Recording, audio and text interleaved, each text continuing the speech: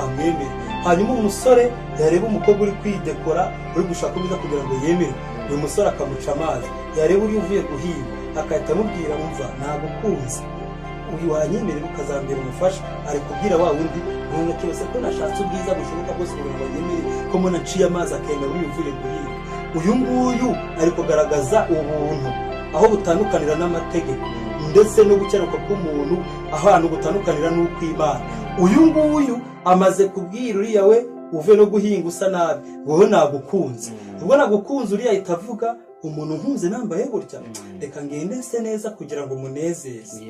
Uyu muntu agiye gushaka kwambara gusa neza no kwidekora, so kugira ngo yemerwe n'uyu, no kugira ngo anezeze uyu wamwemeye. Natwe rero ntabwo dukwiye gukora imirimo myiza kugira ngo twemerwe, ahubwo dukwiye gukora imirimo myiza kugira ngo tunezeze uwatwemeye turi babi.